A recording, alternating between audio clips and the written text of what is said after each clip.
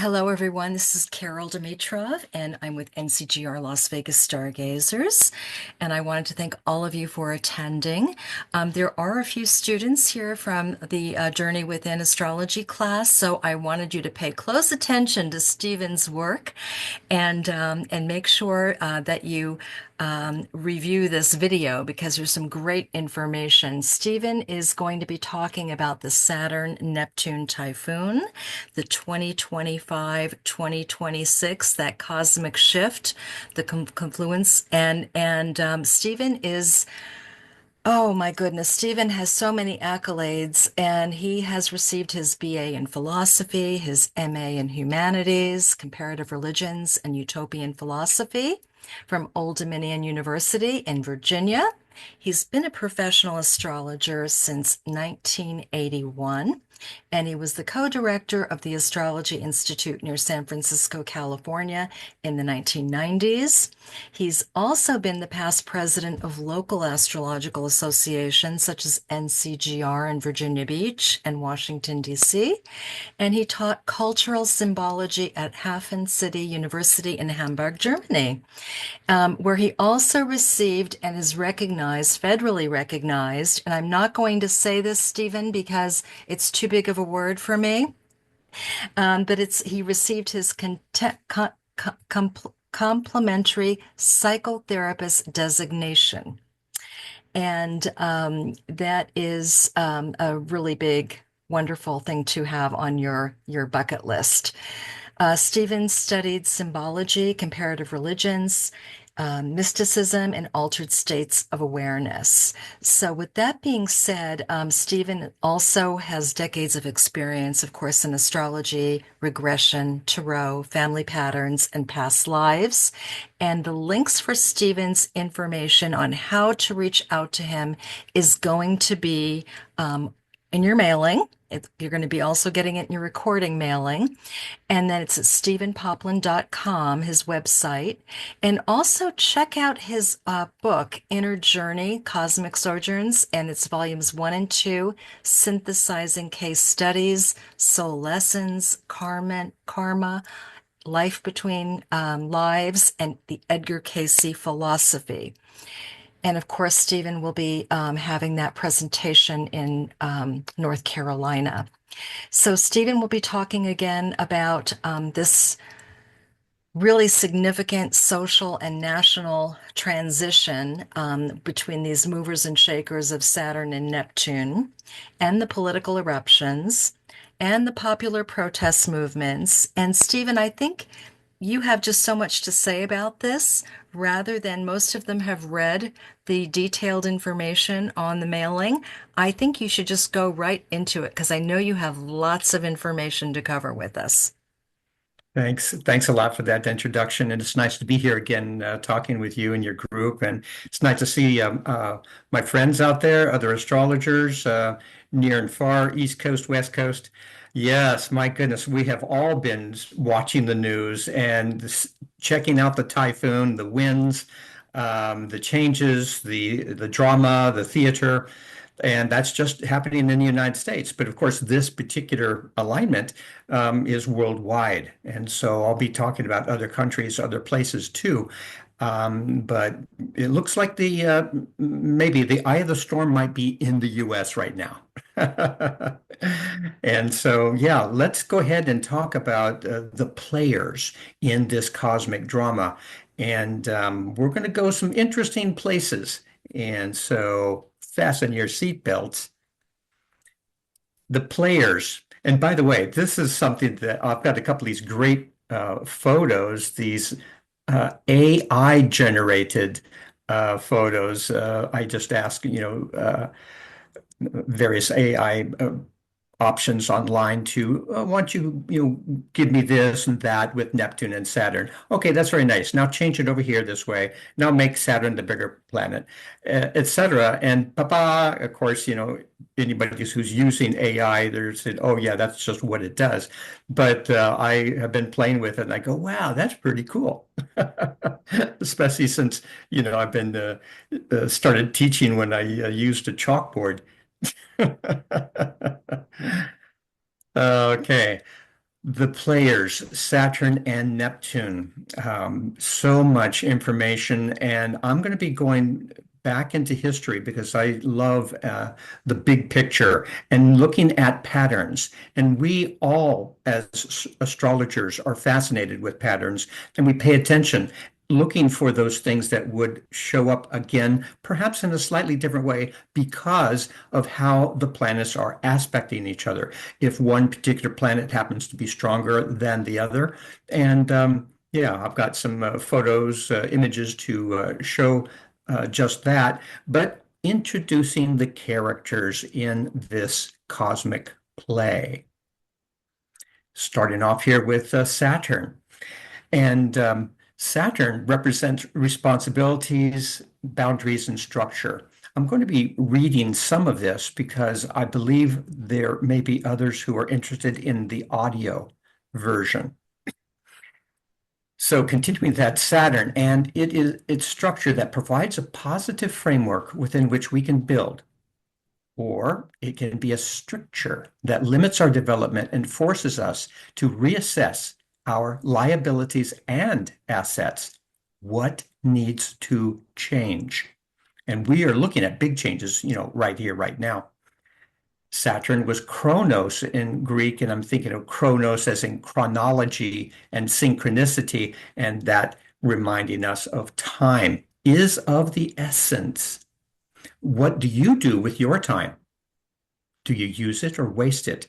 Are you productive with your time or do you get distracted and find yourself seeking the superficial and changeable? Saturn in our charts may point towards that place where we are dragging our feet or do not want to change, but here we must change.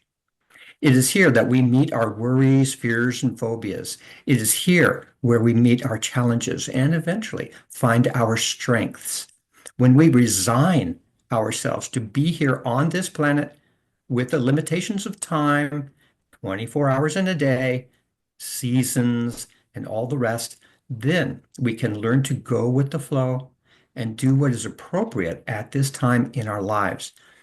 For instance, the winter is not the time to plant traditional crops. The proper time is the spring. Saturn will help you to adjust to the appropriate time and the exact amount of energy to accomplish what you wish to attain. If you find yourself fearing change, you are not working with Saturn.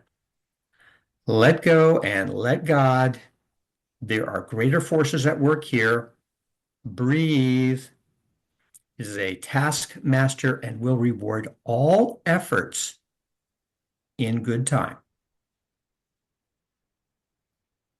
Neptune, the other player, and we go back also very soon. I'll show you a couple of different charts of the discovery of Neptune, and we'll find an interesting pattern right there that's still with us yet today. It was discovered in 1846. And so let's discuss the views with Neptune in mind. Imagine that.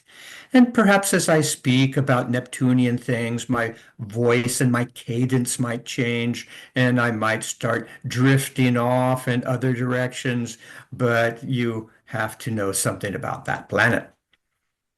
We derive many meanings of Neptune from the time it was discovered, just as we can from the times Uranus and Pluto were discovered. However, elusive Neptune was conjunct Saturn in theoretical Aquarius, and there was that volatile 1850 Uranus-Pluto conjunction in Aries just a few years later. In fact, when we think about, the Uranus-Pluto, a lot of us think about the 60s, the 1960s, and how tumultuous but exciting that was. Well, they aligned also. And anybody living over in California know about the 49ers because they came out looking for the gold rush, and it was the Wild West for sure during that time when Uranus and Pluto conjuncted in Aries at that point. In Europe, there were many revolutions, multiple revolutions of 1848. Anyway, that is just an adjunct to what Saturn and Neptune were bringing in. Neptune. Shy and watery Neptune was hiding behind all the fury and fluster, sparking ideals and urging great ideas and speeches. Is Neptune about socialism, equality for all, the level playing field? Or does it lend its imagination and muse to great causes that others envision? Religious, as in the age of Pisces, or all of the above? Who knows with Neptune? Thoreau retreated into the woods by Walden Pond right during that very same time. Edgar Allan Poe wrote of other things. So what's the slant? We do know that there will be music, art, imagination, and mysteries. The poor and disenfranchised should get a break. As for the drinkers and addicts, perhaps there are therapies and temperance movements, and we will see whenever Saturn and Neptune did their dance, we have these movements, these patterns, these gatherings, these idealistic peoples, as well as revolutionary ideals. Now, for even more information, but I'm going to approach this part in a rather Neptunian theatrical manner. We're going to be using both sides of the brain with this particular phase of the discussion. Here in front of you are a bunch of words, descriptions of Neptune doing its dance with Saturn. At the same time that you can read that, I am going to simultaneously give you another slant verbally. Can you keep up with both? Let's see. A storm blows in the icy North Sea, and waves and winds dash against an old church with a clock and bell tower. Heavy and taciturn Saturn, Father Time, has a few words for the vague and fluffy idealism of Neptune. Saturn is striving for productivity and accomplishment, while sympathetic Neptune wants to care for the down and out, the marginalized, the misunderstood. Such idealism, or is that lost causes? Neptune weeps for the repressed, which triggers taciturn Saturn prone to depression. If we go down this forlorn path, this could be the classic hermit aspect, or a sorry trip into delusion or alcohol and drugs. Saturn won't have that. So the visionary is instead working on the great manuscript or blueprint for a better world. During this time, you may feel cut off from other people or out of sync. Negatively, this can be because you are feeling lonely and failing to reach out to others, or positively, because you are using the time for some serious contemplation and important social work. Beware of your own negative thoughts, despair, or even gloom at this time. There is a reason for these pessimistic thoughts and feelings. These feelings are not just from your imagination, for the winds of injustice are blowing, and a hard rain is going to fall. This transit is demanding that you see your life in a different light, a more proactive one, for timing is of the essence. After the windows are boarded, take some time out for serious reflection and try to gain some perspective. Basically, some areas of your life or worldview need to dissolve so that you can take a new direction. That's it, a new vision. Now, action-oriented Saturn can get behind that. How can we create a new program or community that is inclusive and fair? Justice for all. Organize and manifest. Progress. Who hears the calls?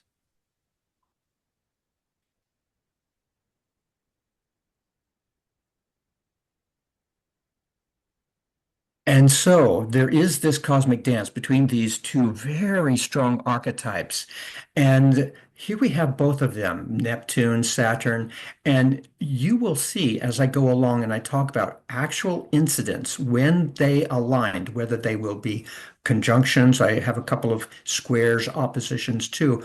But sometimes Saturn is in ascendance and it is a Saturnian slant. But at other times, Neptune takes the helm, and sometimes it can go into some pretty crazy places. And all of that is in history. We'll be uh, taking a wild ride, and yeah, let's see how it goes on this trip. First of all, Neptune was discovered in Aquarius on the 23rd of September, 1846. And here's the chart right there. And pay attention here, over in the ninth house, this was set where it was actually discovered in Berlin, Germany. And Saturn was right there next to it, less than a degree away, 25 degrees Aquarius. Now, I ask, and I think I don't have to preach to the choir here, that was that a sign? Yes, it's right there, and it's really interesting. And I hope that you can see my cursor over here as I circle around Saturn, Neptune. Can you see that? You can nod your head. Okay, very good. Yeah, there they are in Aquarius.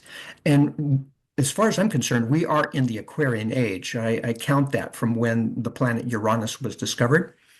And and then we've got Aquarius right there, 25 degrees. At that point, notice also that the ruler of Aquarius, planet Uranus, was straight up in the middle of the sky in the 10th house, 12 degrees, making a square to the ascendant.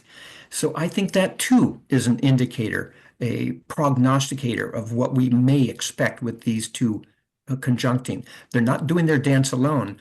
No, there's a lot of other things going on. But I have noticed almost like, as part of the backup band, that the planet Uranus is involved. And that's, of course, the ruler of Aquarius. And so it has an Aquarian slant, which again, going back to so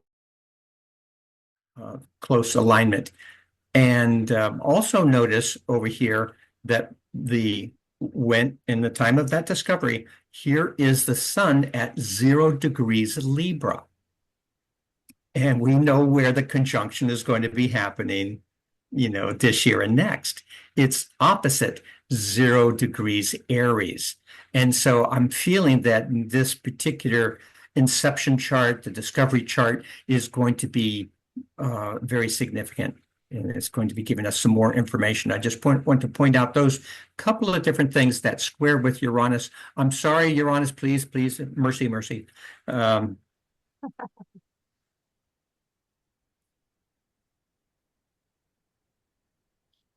so we start off with the Saturn, Neptune, and the communist timeline. And basically every 36 years or so, and so far we've got 1846, 1882, 1917, 1953, 1989. And here we are, 2025, 2026, and then further on into the future. Just take a look at some of these key points here. I'll be going into a little bit more detail very soon. But 1846, that Marx met Friedrich Engels in 1844. They started collaborating together. And very soon they were working on several books and projects.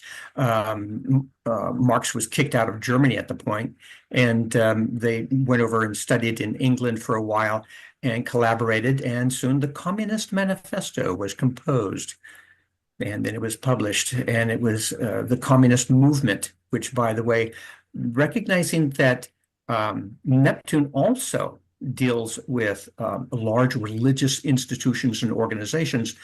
The Catholic Church was not pleased about this, and they had several announcements and injunctions against not only that, but other strange and uh, willful self-thinking that was going on, and they wanted to put a stop to that.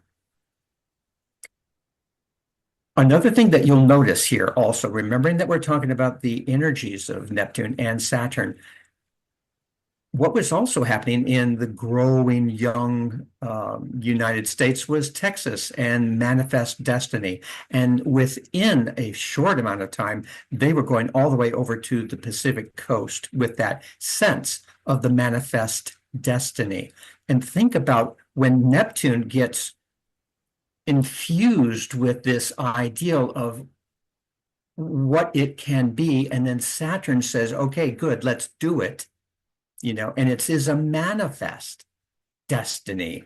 This is our land. And interestingly enough, remember, I don't want to be so American centric, but the rest of the world were, the other countries and mostly the European countries were moving forward with their imperialistic colonizations around the world. And so they too were, looking for more space, more land. Unfortunately, there were people already living in many of those lands.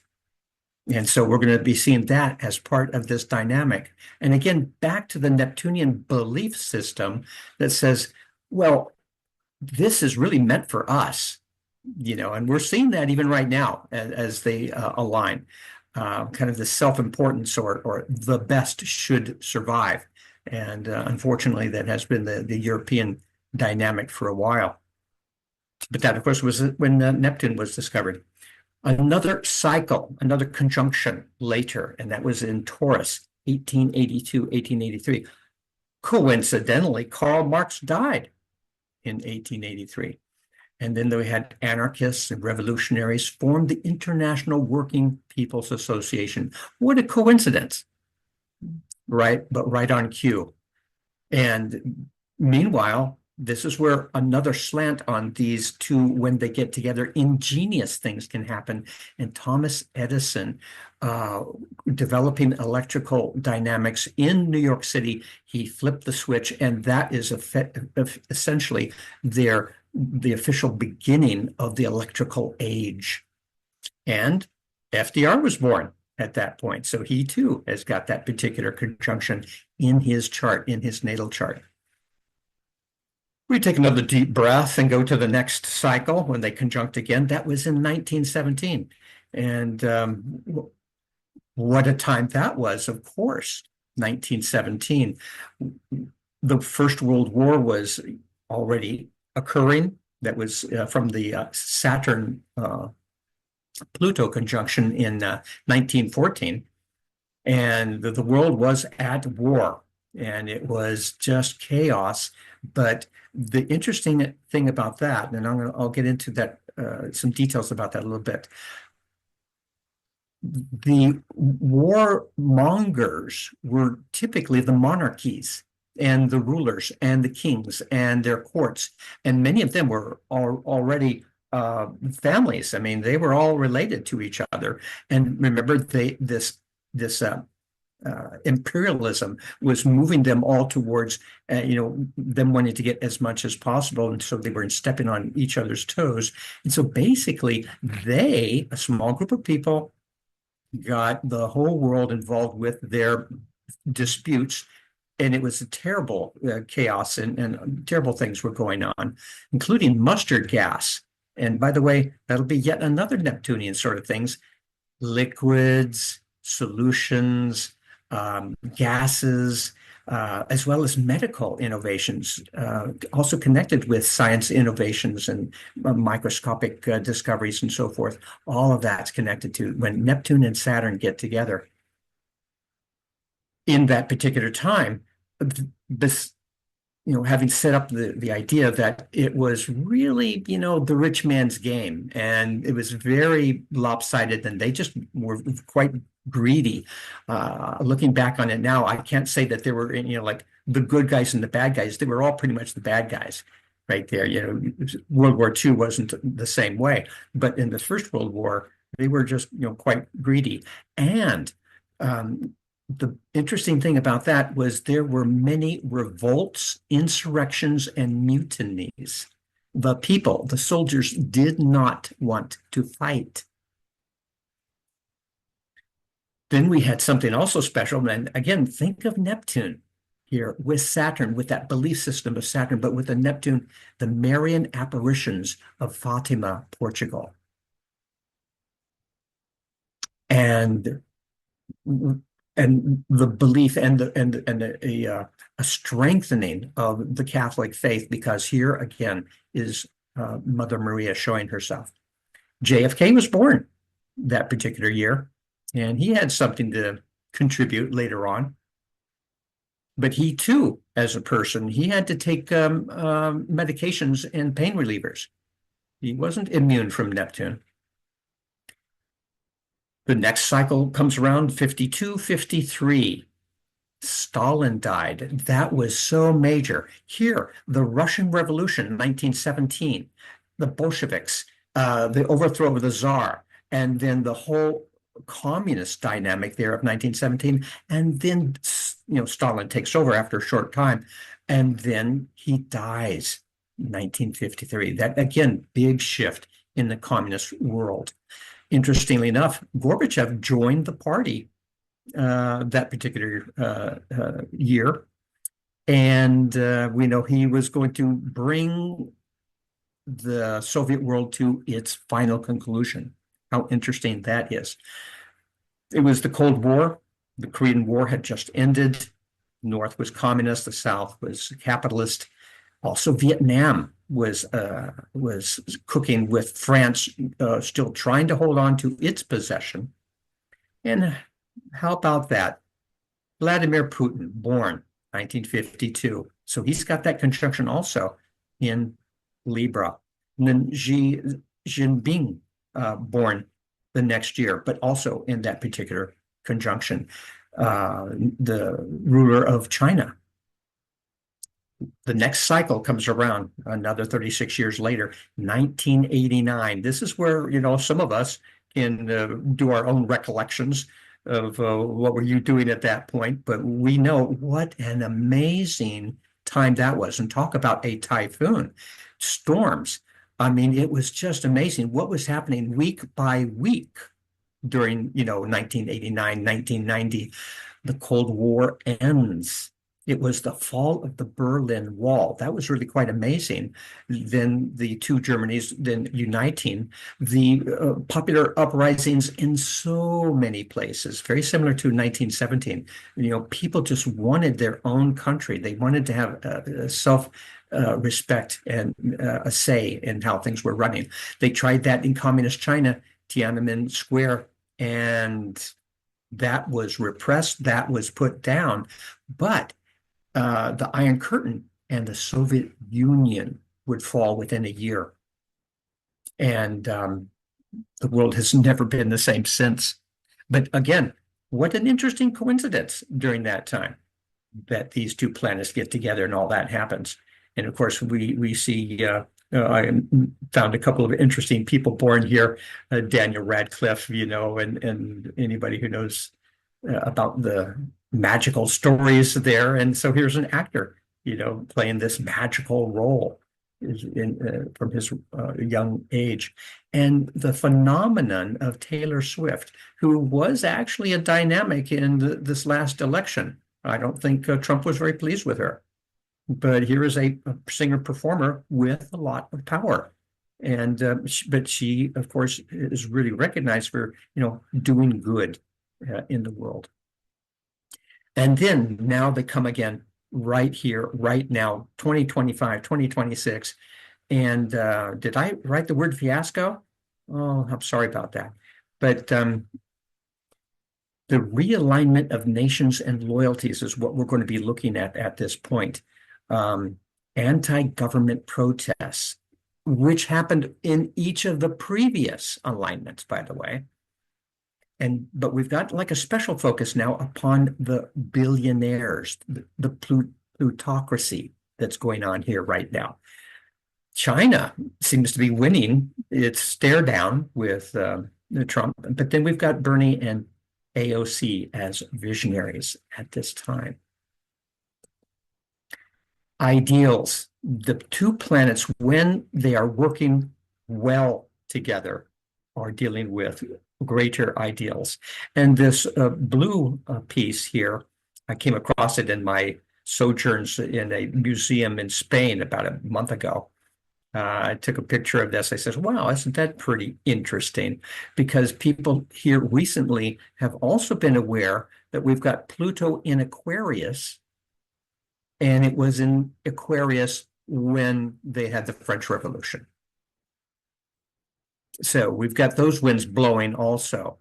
And this really interesting quote from that National Convention of the First French Republic: "You are nothing more than the trustees of goods for which the great family is entitled to call you to account. Barbarians and slaves detest science and seek to destroy artistic monuments, while free men love them and preserve them." This is a time of ideals and idealism, and that is right there.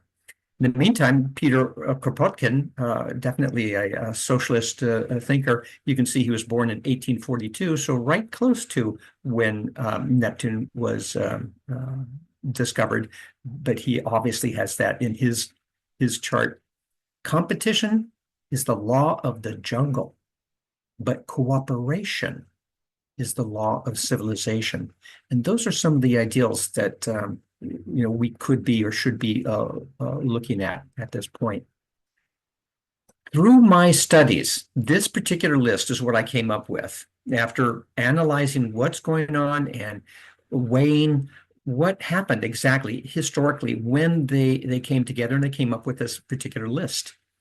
And so we'll be looking at it in some detail, but also overview. And in conclusion, for what's happening right now, 2025, 2026, I'm going to be looking at all of these different things. And I invite you also to pay attention to how these two planets, remembering that one might be in ascendancy or in a stronger dynamic in comparison to the other planet, but they're doing their dance. And communist or socialist movements, and I've mentioned a couple of them already, but notice also that that will also include trade unions, because that is a group of people who want also something better, not necessarily as a revolution for a country, but for them and their union, for their work, for their families. But very often, when I found these socialist movements, there was oftentimes a backlash. And that shows up also time and time again in history. This next one here, bullies and victims, that shows up a lot also. And we have already seen that here just this year. Bullies and victims. And then some origins of social rebellions. When things get so hot, when things get so uncomfortable, people will rebel. And there was several examples of that in history, in wars where the soldiers did not want to fight anymore. During these times, there's many declarations of independence, sometimes more than others. But yes, we want self-recognition. We want to call the shots. We want to be free of some colonialism or from another group. Remembering that the groupings is very much a part of these two planets getting together. Again, with that an initial sign in Aquarius. So communist-like groups, and by that, it's also collecting monies from the community and support for social and community benefit. And so I invite you to kind of like review this idea of what is a communist type of group. I must admit that, when Bernie started campaigning in 2016, 2017, he really brought that to the fore about, wow, you know what? The military is a communist organization. The military. But if you tell that to the soldiers, they're going to mutiny. They're not going to quite agree with that. But if you take a look at the nuts and bolts of it, collected monies from the larger populace for a specific purpose, and what they're doing is not necessarily to make money. It's to do a particular service. That's what the military does, but that's also what a library does. That's also what a fire department does. And they're all kind of like part of these groups that I'm talking about. There's these callings and visions. I had mentioned the Marian vision here, but other people with their visions that sometimes can be inspired, but sometimes, what have they been drinking? So there's all kinds of things that get people excited. Feminist and minority rights is a common theme when these two planets get together. And I've seen temperance movements, suffragettes, feminists, famous people like Carrie Nation, Florence Nightingale, they will show up here at these times. Then the royal news, and I wasn't expecting this because I wasn't thinking, Saturn, Neptune. Oh yeah, that's dealing with royalty or royal families, but they show up a lot in this.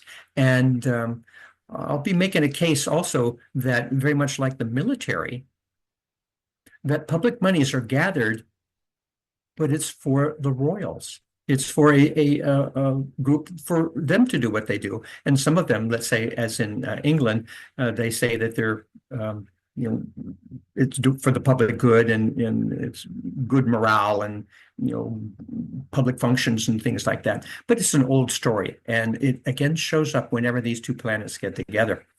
Obviously, things connected with drugs, alcohol, also illness and medical news are connected when Neptune is really strong, as well as liquids, elixirs, solutions, and that will show up in a couple of interesting ways.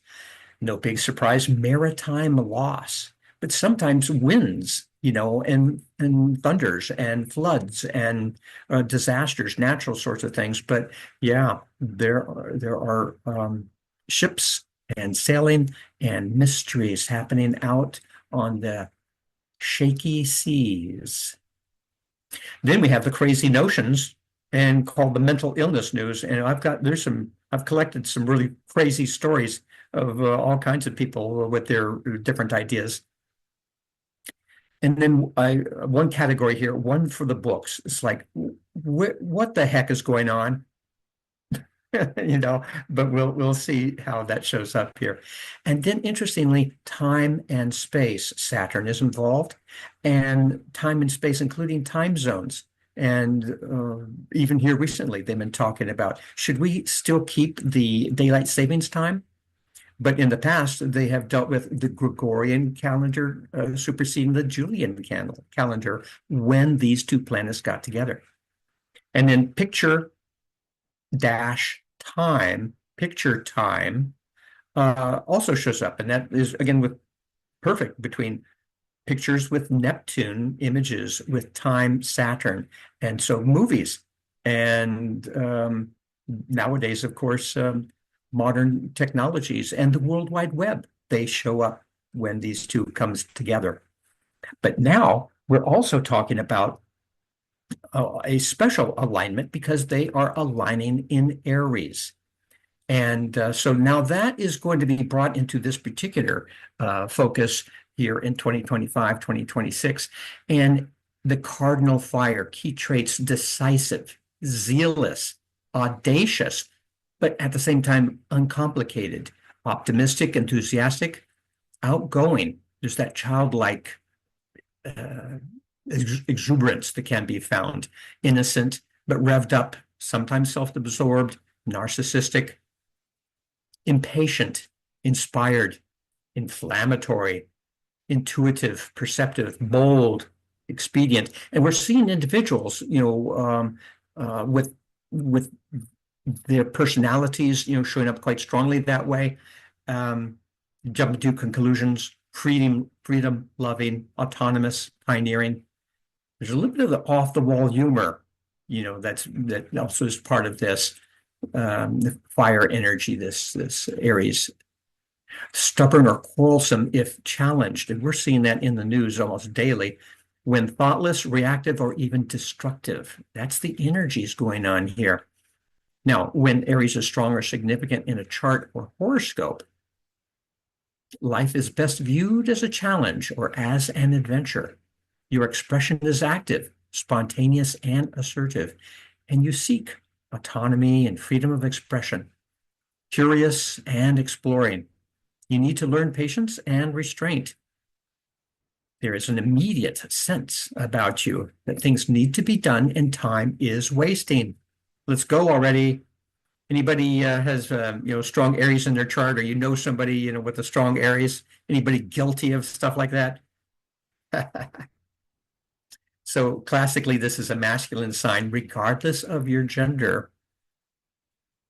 The planet Mars, as it is associated with Aries, is the ruler of this chart. And interestingly enough, here just recently, Mars opposed to Pluto. That's been in the news here. There's been some strong words and extra people being arrested and people saying, let's bring up these charges. It's excitable. It's an active, outgoing, and energetic position, usually, and the native will have lots of vitality and initiative. Forward into the fray, careful of rash actions and running over the feelings and boundaries of others. That's in the air, my friends. You may like to be the pursuer or the active agent in relationships.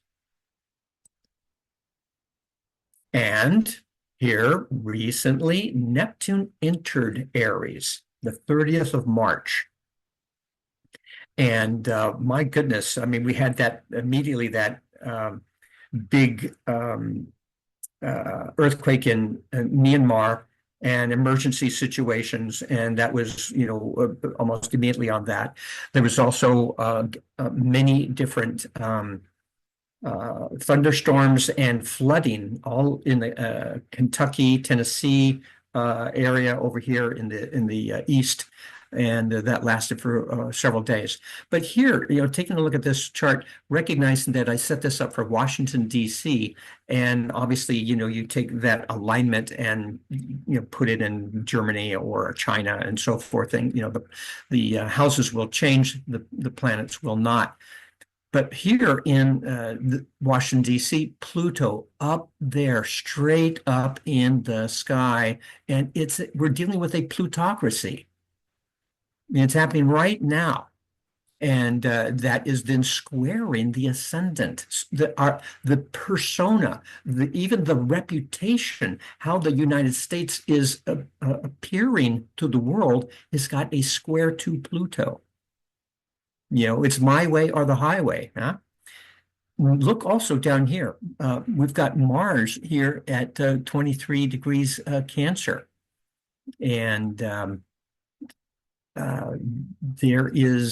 it's right there close to the fourth house cusp, and there are gathering protests. People are angry. People are taking their sides. This particular alignment, we find, look at that 12th house, packed 12th house of the institutions of the land, and the kind of like the fuzzy microscope of Neptune is upon those institutions, and people then asking themselves, what the heck is going on?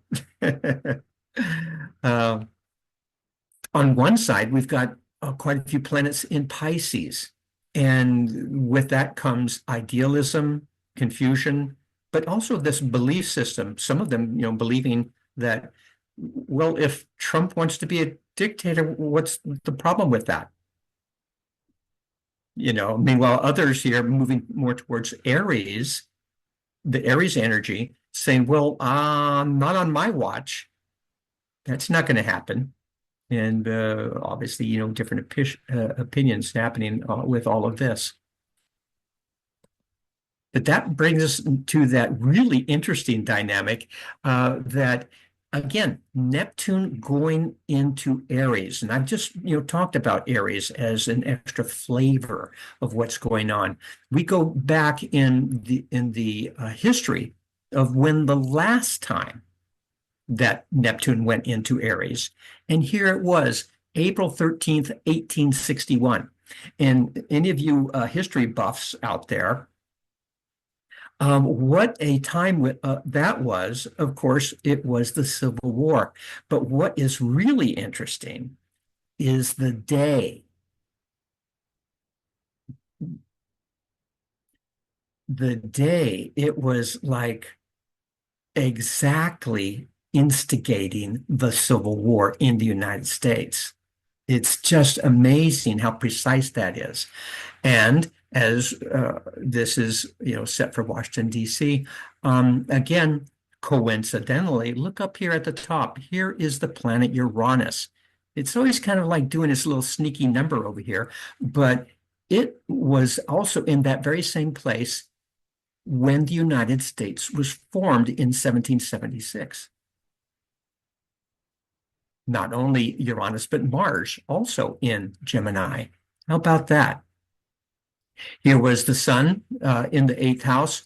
And again, we're talking about people who had very strong opinions about what's happening, what's not happening. And of course, the country was torn in two at that point. But you can see up here in the ninth house in Gemini, divided the twins two, and it was the north and the south. But it was also the slave states and the non-slave states, which had been debated for decades, and it had come to its fruition at that point. But how interesting that, again, it was on that day. 164 years for Neptune to go around the zodiac. And so it was in that place. And I think of the Alpha and Omega, the Alpha beginning the Omega degree right there. It was at that 0 degrees. And that was when the South, the Confederate States, attacked Fort Sumter just the day before.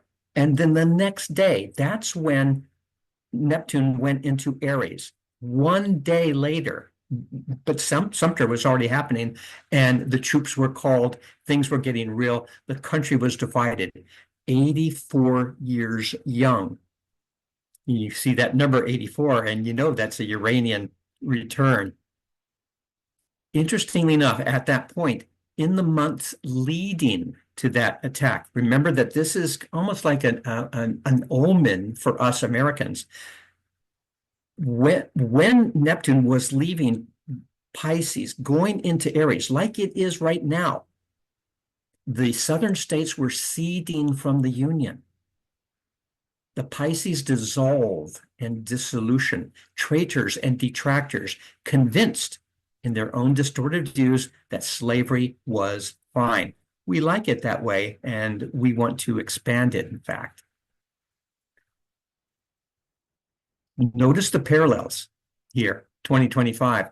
In the months since Trump's inaugurations, individuals, congressmen, governors, and one could even say states were ceding from the Constitution, albeit underhandedly. No proclamations of leaving. They're not leaving the Union, but they are certainly leaving the Constitution, or what this country has stood for. Their intent was to shift the country in their direction, as it was the last time Neptune was there. I mean, is that pretty wild? That is right there to the very day. But basically, the South was rising again. Now, me as a transpersonal hypnotherapist, I believe in reincarnation. And I believe, especially when we take a look at the United States going through a Pluto return, that's yet another dynamic, that we are looking at a plutocracy, which is now in charge, and it's ruled by the wealthy. And when you look at Pluto and karma, I ask this question in a Pluto return: is the United States looking at its national karma? Looking back on what the U.S. did to slaves, to Native Americans, to women, to, I mean, the list goes on, intervention in other countries. Okay. Could it be that Confederates have reincarnated and they have a new plan? Not to secede, but to succeed at winning that old war and taking the country for themselves. We're talking about a Neptunian plot at this point. Supposition on my point, of course. We've talked about a couple of different things, and I've mentioned already the planet Uranus, and it has suspiciously shown itself in these alignments of Neptune and Saturn, and it showed up there in that Uranus return when the United States split in Gemini into two warring factions. And so just a little bit more about what happened when Uranus went into Aries a few years ago, just to add to the drama. The 11th of March, 2011, and again, we're talking about the omega point, and we're talking about one day when Uranus was in Pisces, the very, very, very tail end of Pisces, and then the next day it was in Aries. That particular point, March 11th, 2011. And there was the huge earthquake off the coast of Japan. And then hours later, which was the next day when Uranus entered Aries, that tsunami hit the Japanese shores and struck the nuclear facilities in Fukushima. 0 degrees Aries. Wow. And that is just another reason why I work with the tropical zodiac. Now, having gotten you all spiced up for this Aries ingress, the next thing coming up, of course, is Saturn. In less than a month, will also enter Aries. The 24th of May coming up. And so again, I have this set for Washington, D.C. Here's when Saturn comes in. And you'll see over here in the second house, this is where we have the Saturn Neptune. And they will get close this year, in the summer. They will not conjunct. They'll get within 15 minutes of each other, very, very close. So they are really, aligned this year, but the exact will be next year, next spring. But here they are again in that 0 degrees Aries point. And what else is going on when Saturn enters Aries in about a month? Here we have, I'm always suspicious and curious about what's happening here with the planet Uranus, and there it is right next to Mercury in the 4th house of the home. There's going to be lots of groups gathering. They're going to be conspiring. There's going to be lots of talks and gatherings and plans to, what are we going to do? How are we going to deal with this? And what are they dealing with? Here we have the moon, and especially when you think of mundane charts or country charts or country prognostications, the moon deals with the people. Here it is in Taurus, squared by Pluto in Aquarius from the first. A square, moon Pluto. Yeah, the heat continues, and it is just another foreboding of the tensions that we can already see cooking right now. It's just going to increase. And we're back to this list that I had told you about before, all the different things. I'm not sure if we did get through it before I was kicked off, right? Because this is part 2.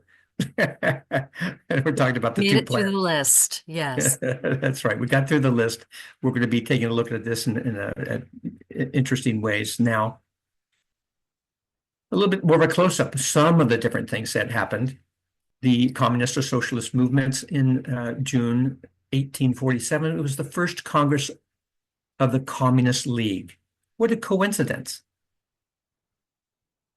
Then part of the bully victim sort of thing was the Manifest Destiny I had mentioned before in Texas. The United States Congress approves the annexation of Texas. Declarations of independence. Perhaps some of you have heard of the the country called Liberia in Africa. It was set up by Americans wanting to send the Africans back home. And it was a long particular history, but they declared their independence in 1847. Again, they've got that Saturn Neptune in their birth chart. But interestingly enough, the U.S., which really pushed its formation, did not really recognize it until 1862, which is, by the way, a Saturn-Neptune opposition and the Civil War. So communist-like groups collected monies and so forth. And here we have 1845, the New York City Police Department is formed.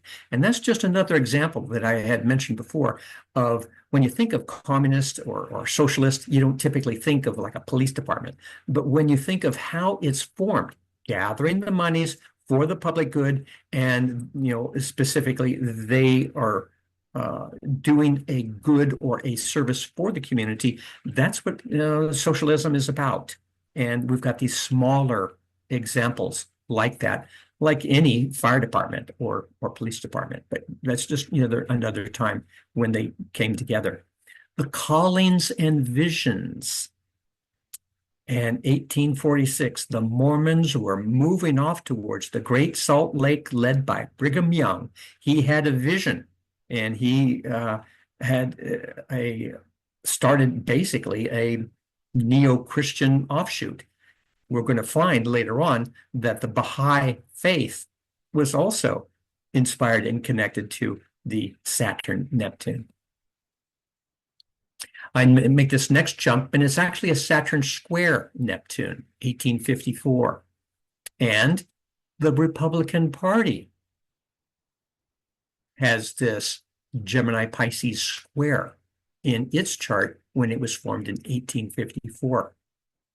And it was formed by anti-slavery opponents of the Kansas-Nebraska Act, because that was where the fight was going on connected to slavery. But we still have got the feminist and the minority rights. Florence Nightingale, 1854, she arrives in Turkey with a group of 38 nurses from England to help with the Crimean War. The Royal News, and I'm not sure if anybody has been there to southern Germany to see the fairy castles. They're quite fabulous there and inspired Walt Disney.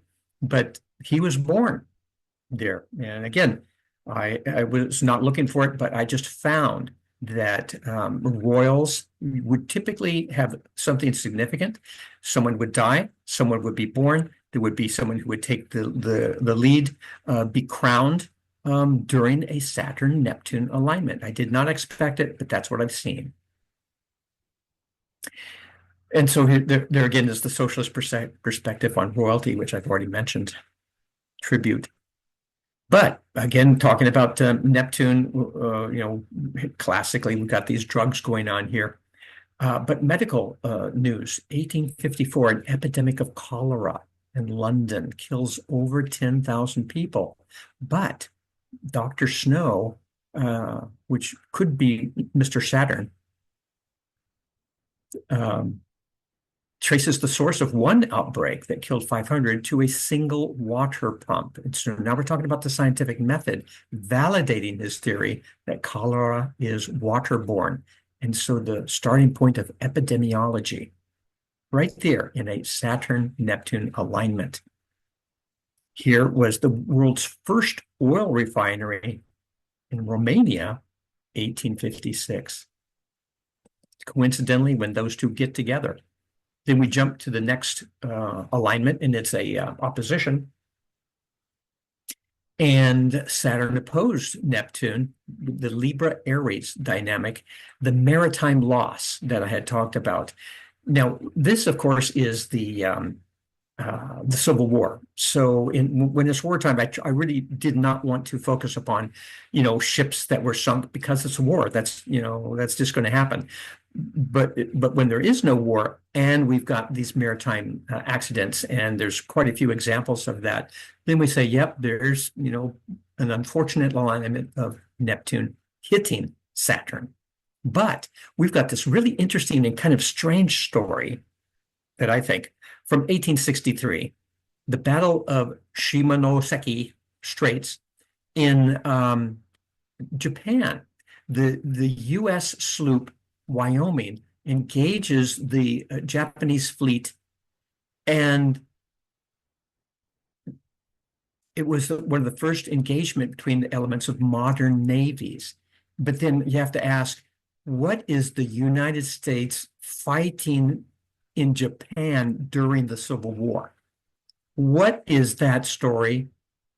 I mean, that's makes my head ache. In the meantime, the crazy notions in the mental illness news, fighting to keep slavery. I mean, that of course is crazy. And the Confederate South justifying or slanting it, with their states' rights idea.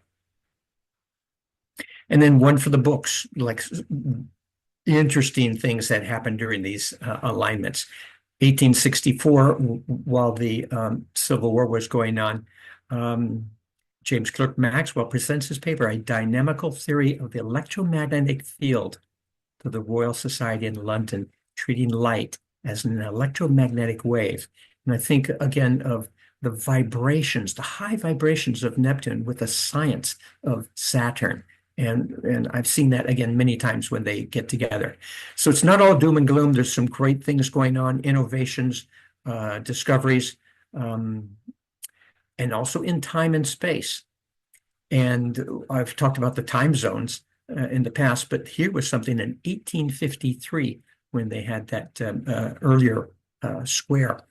Two trains heading towards each other on the same track collide in the east because the conductors had different times set on their watches, resulting in the death of 14 passengers.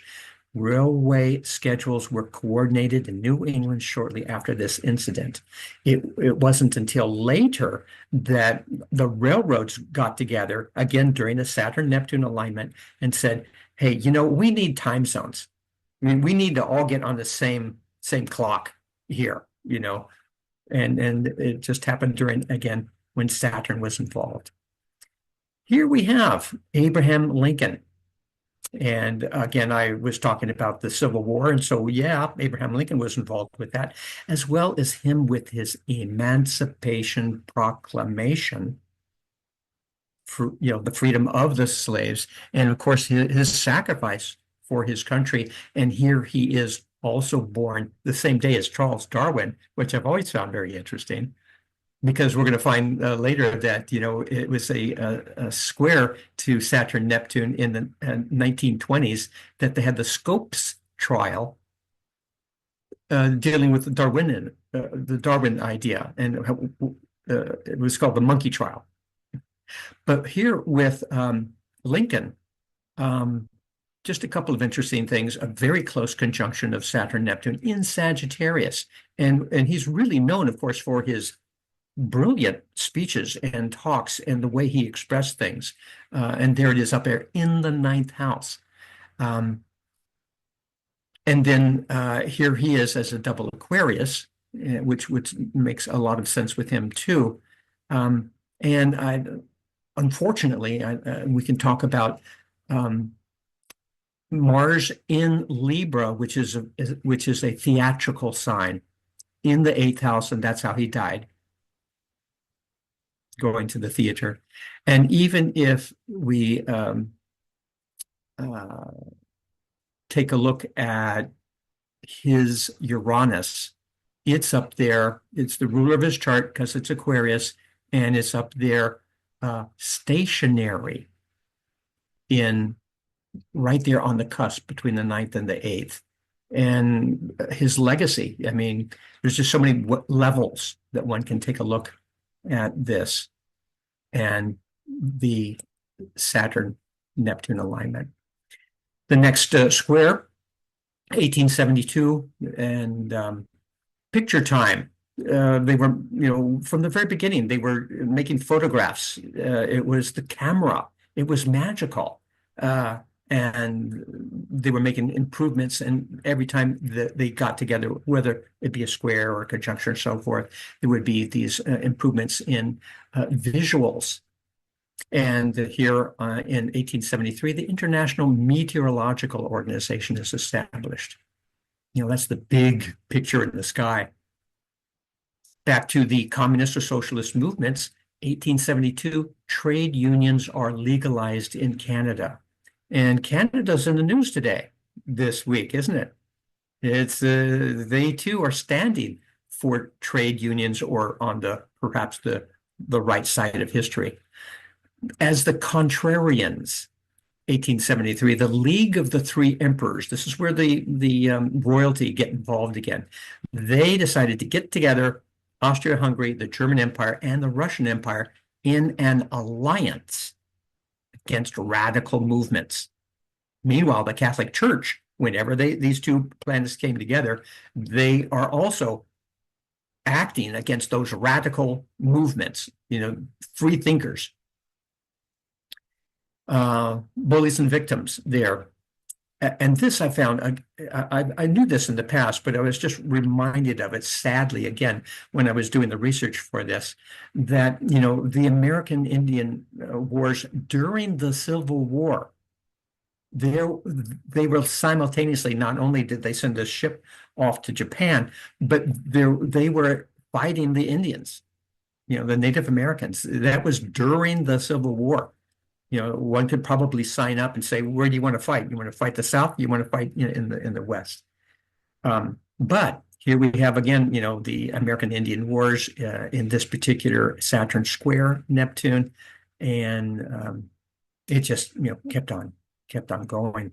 Very sad tale. But again, it fits in with the minorities or a group of people who are suffering because of someone else's belief system that they deserve something or they are right or this is my land, even though you've lived here longer than us. So an overview looking at the big alignments since 1917 in Leo, and now the idea of what sign was involved with the conjunctions. It was obviously in Aquarius when Neptune was discovered in 1846, but here in 1917 in Leo, and that was the royal sign, and that was when all of the dynasties fell. 1917, 1918, pride and patriarchy as in the fatherland. So many monarchies fell during that time. But this was also the time that the people, the soldiers, did not want to fight their wars. There were mutinies. There were people, making their oppositions to conscription.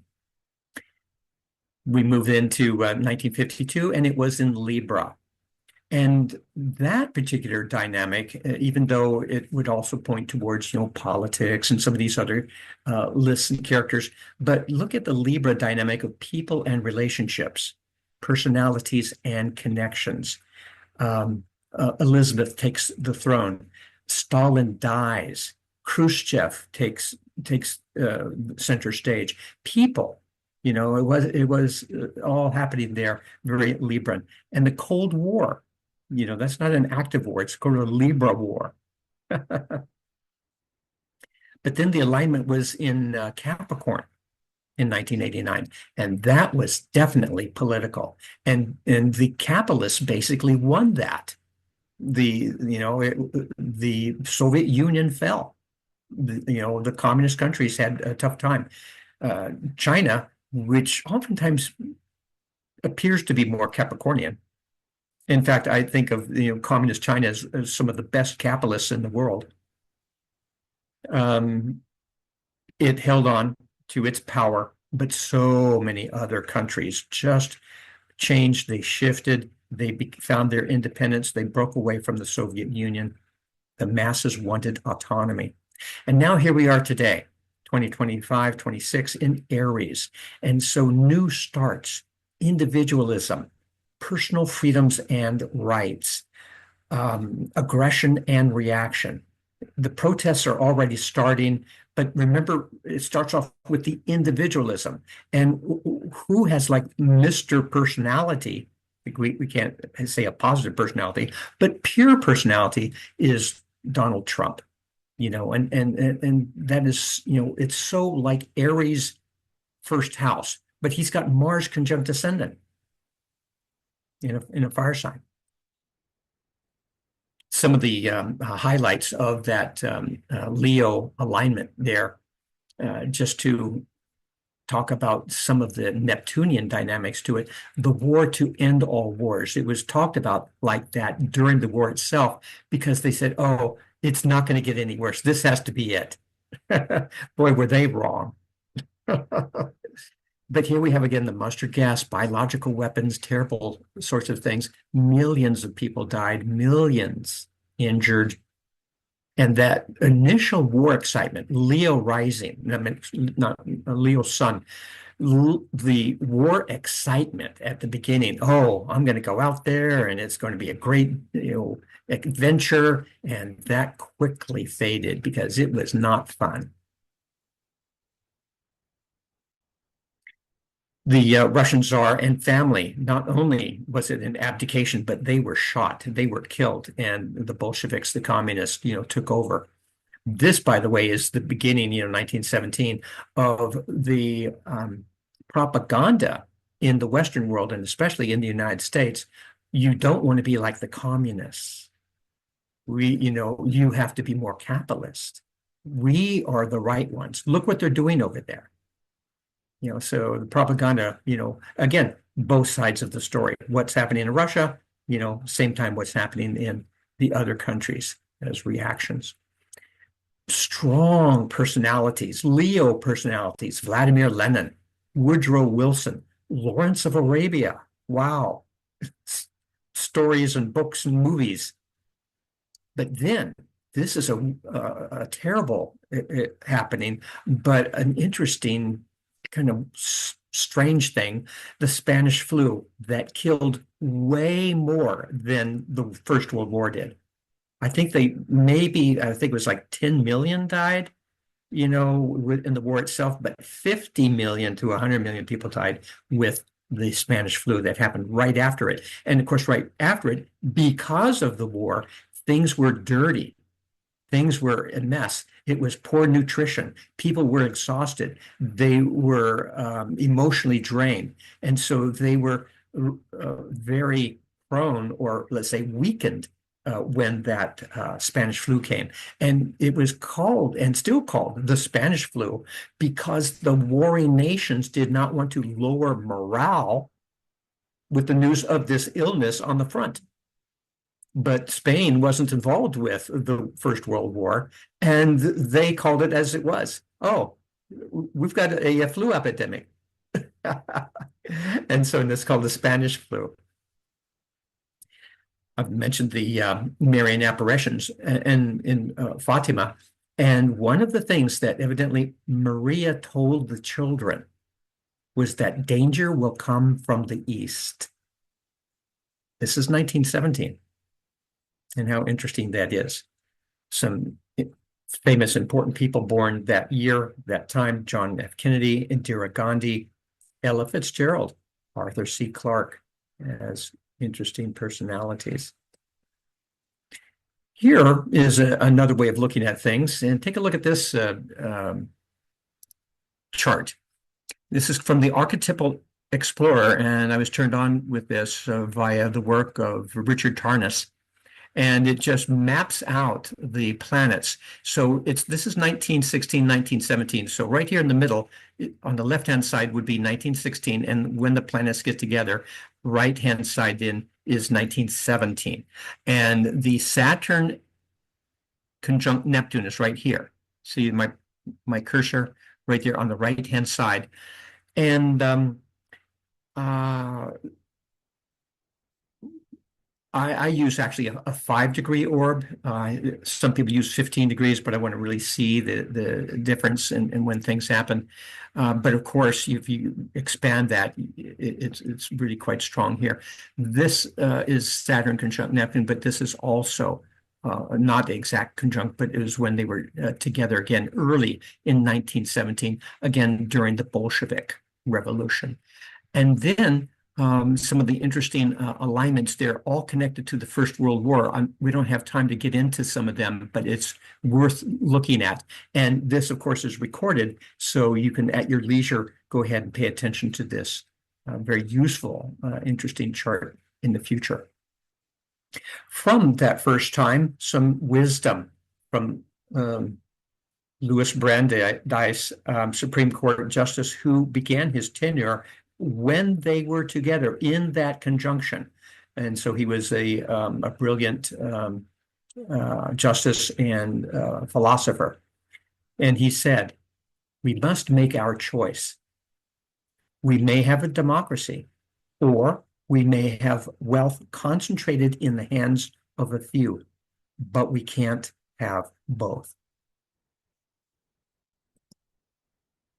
Let's take these ideals and now let's go back into ancient Greece. 451 BC, Saturn and Neptune, conjunction in Aquarius. And what has that to do with it? But look at this, a little piece of history. Three Roman senators, and 451 BC, this was the early Rome, okay? Rome was just growing, but they were wise enough to send three senators to Athens to study the laws of Solon, who was the great statesman, reformer, and wise philosopher. Very soon after that, very soon, the assembly of Roman plebeians is given the right to share in making laws. They paid attention to what they had learned in Greece, and this is just a really interesting example, way back when, of a high vibration of what Saturn and Neptune can do in Aquarius. And again, another interesting image here when Saturn is stronger than Neptune. But then there's other times when Neptune is stronger than Saturn. But whether it be the belief systems, and sometimes I use the initials BS with belief systems, whether that be the manifest destiny, or whether that be slavery, or many other notions that are just, where are they coming from? But it's, as a hypnotherapist, I can tell you that the majority of the world is hypnotized the majority of the time. Here, 1936, another alignment here of the planets. It's a square. And this was during the 1930s. And of course, Franklin Delano Roosevelt and the New Deal. And but then what has he got to say about what might be useful here again today? He said, we had to struggle with the old enemies of peace, business and financial monopoly, speculation, reckless banking, class antagonism, sectionalism, war profiteering. They had begun to consider the government of the United States as a mere appendage to their own affairs. We know now that government by organized money is just as dangerous as government by organized mob. Is history repeating itself? Here, another alignment. This was the Saturn square Neptune during World War II. Again, FDR is still the president. Here's another interesting graph, but I found this graph also really quite interesting. Now we've got this square, and following my cursor, here is the Saturn square Neptune right here. It does another loop up here. It was 3 times, 1, 2, 3 over here in 1944. And it was that square to Neptune. Interesting things in World War II. And I was a little bit shocked when I said, take a look and note August in this map. July, August, right down here. Nothing. The outer planets are not making aspects when the bombs were dropped in Japan. And I mean, what to make of that? When you think about, did the angels say, I'm backing off? This is up to you. This is not on us. Is this your free will, humans? I mean, there's many interpretations of that, but look at the map. I mean, nothing during the bombing makes you wonder. In the meantime, on the positive side, again, FDR and his second Bill of Rights, his ideals of what could happen. Remember, he brought in Social Security and he brought in, the New Deal and many things that really aided the United States. He was so popular, of course, that he won 4 elections, and the Republicans could not beat him, so they changed the law so you couldn't be elected 4 times. You can only be elected twice. And now there's a Republican who'd like to change that law again.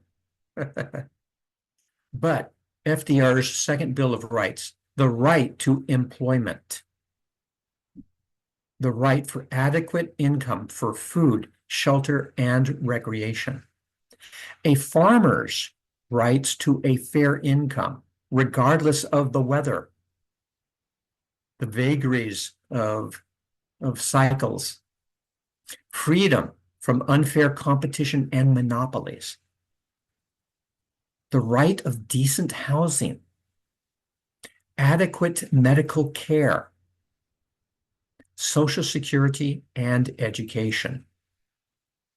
1945. Maybe during this alignment, maybe we can bring back and fulfill some of those ideals. The next conjunction, we've already mentioned this here, but here we go. 1952-53, the Cold War, Stalin is out, and here's a picture of Stalin in his deathbed, 1953, but Queen Elizabeth taking her role that, as we know, she was the longest ruling monarch in British history. And this other interesting quote from 1952, Harry Truman, and it's by Robert Reich, who's a very important voice in the last decade.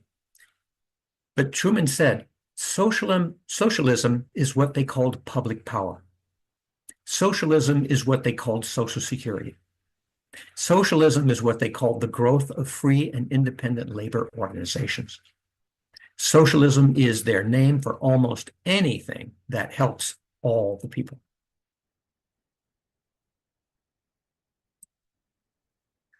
And now for a musical interlude. And for your listening pleasure, I will not sing this, but I will bring it to your attention that here, again, 1945, that was again a Saturn Neptune square, Rodgers and Hammerstein's Carousel. It was on Broadway, and it included the song, You'll Never Walk Alone. You remember that, Carol? You remember, maybe many of you have heard that. And it's just really a beautiful piece. But again, I found it very interesting that it shows up, this particularly inspiring piece shows up whenever Saturn Neptune makes an alignment. And it's not the only song. It's not the only musical piece. I just use this as an example. Then, 1963, there was a square between Saturn and Neptune. Now, we know that there were other things going on in the 60s, but this was a Saturn-Neptune square that also inspired a bunch of music from that time. And he did his own version of this. And it's really a great version, You'll Never Walk Alone. Very inspiring and worth listening to, because when in 1989, when Saturn and Neptune aligned again, that same song was resurrected, because in Liverpool, there was the Hillsborough disaster, one of the biggest tragedies in European football. It claimed the lives of 94 Liverpool football supporters, and then three people later died. The fans were killed in a crush that resulted from crowd control failures by police and local officials. Again, think about Saturn, Neptune, and the frenzy and a crush and chaos and so forth. And they were just, of course, sad and shocked by this. But it happened in 1989. The song was already popular at these games, but the citizens there, and ever since, wanted an inspiring, healing theme song to commemorate the tragedy and to unite in solidarity. And so Gary and the Pacemakers version, 1963, and it's been used every game since. Speaking of music, there was another really interesting part of the revolution called the singing revolution that started in Estonia, and the three Baltic states, again, separated from Soviet Union, but it was a peaceful union. They all got together as people and they sang songs of support for each other. And then that caught on.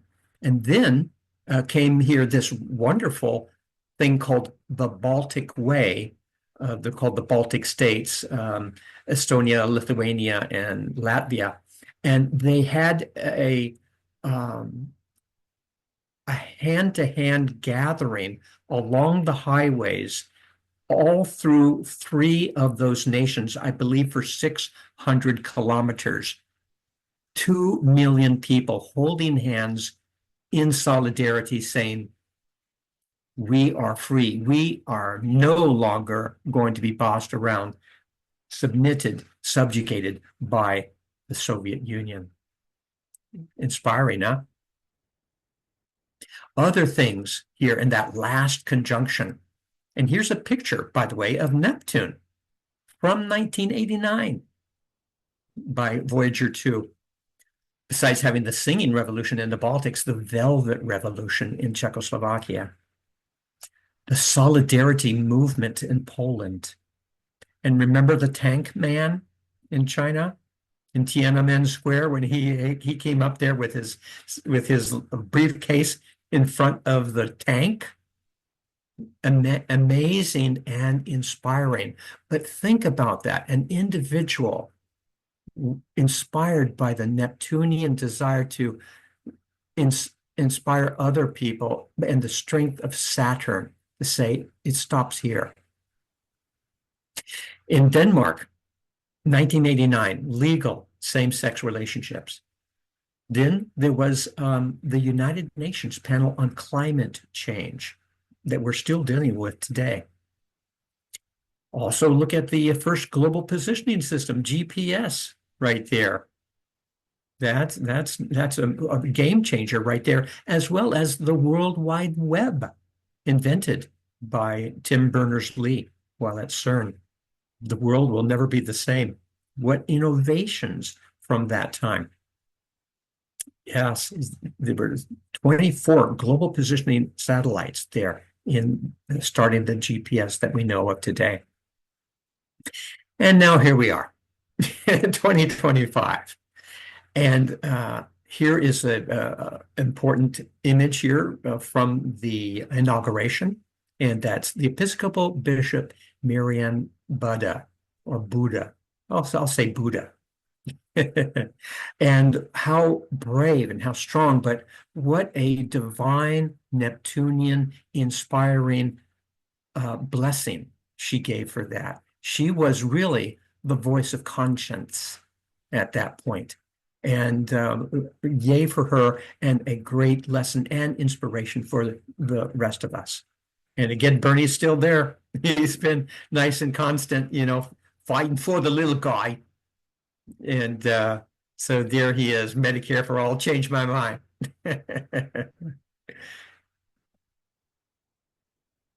Here is an interesting perspective gathered by Heather Cox Richardson, and bless her heart.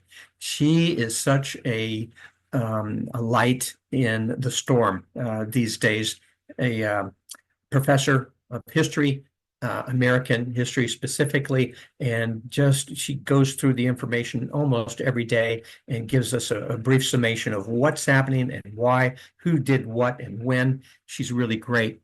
She had this to say here on the 1st of March recently. Today, all around us. Now, remember, they're not into astrology, okay, but they're talking about it. John Simpson of the BBC noted recently that there are years when the world goes through some fundamental convulsive change. 7 weeks in, he suggested 2025 is on track to be one of them. A time when the basic assumptions about the way our world works are fed into the shredder. Here's the typhoon happening right now. And how interesting that, again, people from a non-astrology perspective, they see it as, this is very unique, folks. This does not happen very often, and it's happening now. Say what? One interesting phenomena is Mr. Luigi, who I feel was sort of like a John Brown. If you remember the beginnings of the Civil War, John Brown was a little bit ahead of his time, about 2 years ahead of the Civil War. Had he waited for his rebellion and joined the Civil War when it was the Civil War, he could have been a hero. But he was a traitor and a troublemaker, and they killed him prior to that. And that's what they'd want to do with Luigi, because another dynamic of Neptune is the medical world and medications and the medical insurance companies. And this is a quote here from Donald Trump. I think it was also repeated by other people on his staff. He who saves his country does not violate any law, which is a rather dangerous thing to say. And then here's this great picture of Luigi getting caught. And as we know, he was there. I believe it was in December that he assassinated an executive of a medical insurance company, and the response was the big surprise. I mean, he was like suddenly a celebrity, and the girls were swooning. So Neptune flush right there. But again, he personally had suffered pain, and he saw that the issue there, or one of the issues, is our American medical system. The Europeans don't have the same system. Americans have been ripped off with this for a long time. And so he is just a poster boy of that right now. He's in the news again right now because they're talking about the death penalty for him.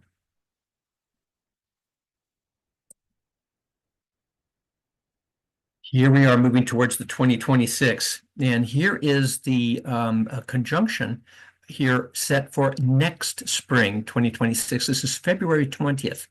And look at this 10th house. This is set again for Washington, D.C. This 10th house, my goodness, look at that. It is so packed.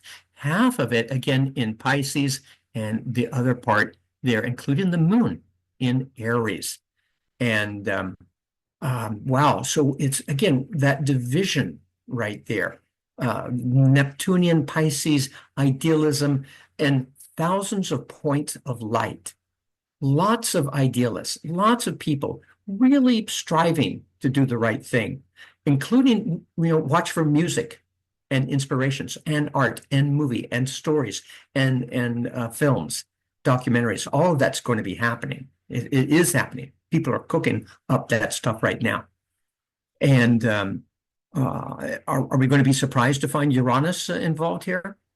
Here it is over at 27 degrees Taurus, and it is squaring this midheaven and Mars. That could be volatile. I hope it doesn't kill my computer again, so I'm not going to talk too much about it. But yeah, it's revolutionary, and people taking sides, joining different parties, groups, and gatherings, and again, especially when you put in the moon over here in Aries, getting emotional about it.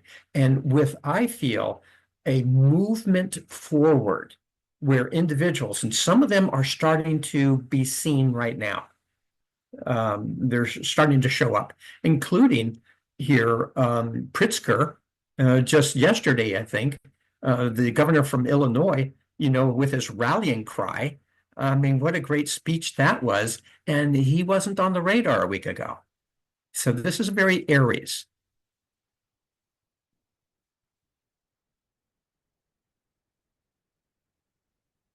Now we could go in this direction, and I have specialized in astrocartography in the past. I've got a bunch of charts for around the world, but we're not going there right now because we don't have the time. But this is that 26 conjunction, and here on the left-hand side, the Saturn Neptune conjunction is on the ascendant over here, going through British Columbia and Canada. It's not touching the US. However, when that exact conjunction happens, Pluto is right in the center of the United States, dividing the United States in half. Pluto. And we've talked about this before. The plutocrats are really in charge at this point, the billionaires, and it's dividing the country. And here is an image of that.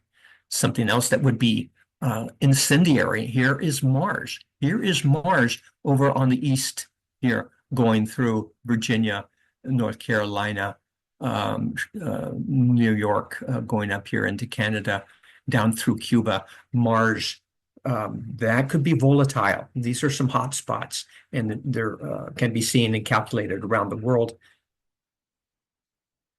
Again, no time for that right now. Talk about the uniting their energies and looking at possibilities here. We had a major transition. We all just said goodbye to Francis. And here's a quote from Pope Francis. "We have created new idols. The worship of the ancient golden calf has returned in a new and ruthless guise, in the idolatry of money and the dictatorship of an impersonal economy, lacking a truly human purpose." Blessings to you, Francis. Thank you. And here I got this image here of a huge Neptune and a little Saturn, because the Catholic Church and any big religious organization and the leaders, could be seen that way. That's what they're ruling. And this is like a cosmic picture of Pope Francis on a new journey. Shifting ideals. Now, I've already mentioned the Luigi and the medical insurance companies, but here's an interesting quote in which shifting ideals from the Business Insider here on April 17th, not very long ago. The title is "United Health's Earnings Shock is Tanking the Entire Health Insurance Industry." And then goes on to say, all the medical healthcare companies have lost money. Shares have fallen. And I must say, boo-hoo. Then it says the insurance firm fell as much as 24% on Thursday after posting disappointing earnings and downgrading its 2025 outlook. Now, again, and it shows up in history that, anything connected to these medical organizations, and definitely an insurance, a business connected to medicine, is definitely part of this. But this is what United Healthcare said. United Health Group grew to serve more people more comprehensively, but did not perform up to our expectations. And we are aggressively addressing those challenges to position us well for the years ahead and return to our long-term earnings growth rate target of 13 to 16%, CEO Andrew Whitty said. one can say, if I were a stockholder, I'd say, oh, that's really great to hear. But as an average citizen, and especially as someone who has lived in Europe, knowing how much the Europeans pay, what a ripoff. And they are, they're living off of the medical system, and they're not doctors. They're not uh, pharmacologists. It's a business sucking it's on that. And then here's a great image. Another thing happening right here this year, 2025, the Bernie and AOC show. And they're going to red states, they're going to conservative areas, having their rallies and getting a great reception. They are part of the fresh air, the Aries fire cardinal voice. Here we have another interesting image here, and this is the from 24-25. And take a look at this buildup. Even if you're not even looking at the aspects themselves, here on the left-hand side is 2024. Election, Joe Biden is the president. I mean, even, like the nice warm colors. It's like, yeah, okay, it wasn't so bad. But now we're in 2025 over here, and look how intense things are. Intense. Now, here is right where we're at approximately right now, Saturn sextile Uranus. A sextile. Good. We're talking, we're gathering, we're looking at things, we're coming up with our plans. Here is the Saturn conjunct Neptune. It won't be an exact conjunction, but here it is in the summer. Okay, all in this space right here. But then we've got these other things like Jupiter square Saturn, because Jupiter is leaving Gemini and going into Cancer, another cardinal sign, squaring the two planets in Aries. So there's going to be some, trumpets blowing. This is the typhoon. This is things really amping up. And then look at the rest of it. There's like lots of chaos for the rest of the year. It's going to be quite the ride. Then next year, remember, this is where we have the exact conjunction, and it's a little bit like a puppy dog in comparison astrologically from these maps, because here in the middle on the left-hand side is the exact conjunction, Saturn conjunct Neptune here in February. On either side, Saturn is making a sextile Uranus and then a sextile to Pluto. That is a bit of a buffer, I would say, and it may not be as difficult. I think it's more like a resolutions of the ideas formulated this year could be implemented the following year. But then after that, then we go towards the summer 2026. Then there's like the implementation of things moving on into 2027. And the implementation of what is the question? About now and ways to move forward. And here we have on the left-hand side the Canadian speech. But again, the Canadians was it yesterday? Just yesterday had their vote, and there was a Trump-like candidate and then a more liberal candidate. And the Canadians have been so aghast and even with the being threatened by the United States. I mean, we're the bully at this point. That they voted for Carney, and Carney won. And so it's a new time. And so here's just an example of a fellow very recently thanking Donald Trump for uniting the Canadians in the right direction.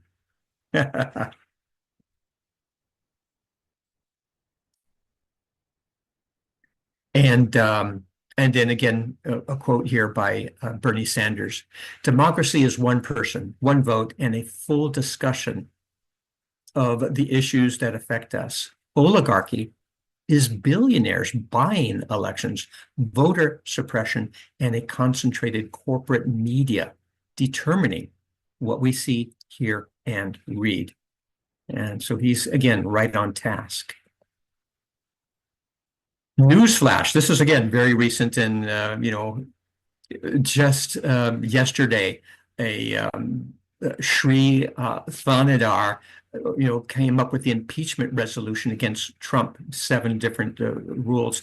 The other Congress people are not paying that much attention, but the fact that it is done by someone that we don't know is very Aries and is a part of this alignment where voices from out of the blue are shouting for justice. And he's just an example just yesterday. And then again, as I had said before, Democratic Illinois Governor Pritzker just really let it be known. He's got a very powerful video of his speech just what is it, 2 days ago. So he's really, uniting people and really, calling the alarm. That is part of this Saturn Neptune alignment. And one last thing before I get into that, I just wanted to say a couple of things as a prediction. We may go over, but I hope that's okay. As a prediction from those points that I had talked about before of what I feel may be happening coming up here. Harvard sues Trump. That just came up last week. They're not going to take it. He tried to bully them, and they said, "Oh yeah." And then we've got happening here the World Expo 2025, and it's in Osaka, Japan. That's also happening. So we can be so lost in what's happening here in the United States, we forget the lights, the inspiration from other places. This World Expo will be 6 months long during 2025, opening already just this month and closing in October. Communist and social movements. And I'd say, watch out for new parties, gatherings, and maybe, boy, it would be great if the United States did have a new party. I mean, the left and the right. I mean, could there be yet another vision? Bullies and victims. Well, we know about, Trump and MAGA and the U.S. Republican Party platform and their reaction. We've also had the April 5th and 19th protest gatherings. That's a thing. Millions of people got together already, and May 1st is coming up very soon. And I think, Carol, that there's also another group meeting tomorrow online. Yes, they are, Stephen. It's part of, I don't want to say it's Move On, but it's one of those organizations. I actually have because I'll be joining it.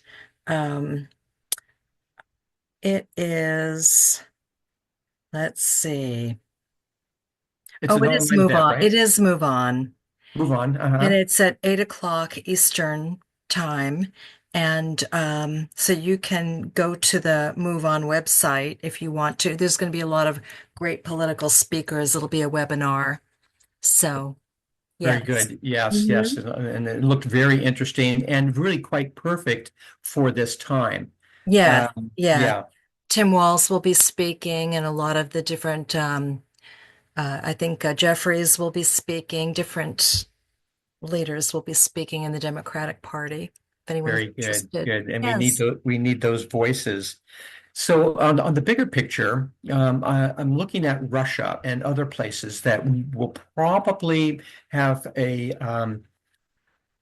reversal, a change of guard, and there are millions of Russians who are afraid of Vladimir Putin. They're afraid of speaking out. If imagine Trump, if he continues to gain in his power another year or two, we could be looking at something similar. But of course, Putin has solidified his power years ago. But there are millions of Russian people who are unhappy. There are also hundreds of thousands of military age men who have fled Russia since the Ukraine war. So that's a thing. So here's a list of various countries on the diaper change list.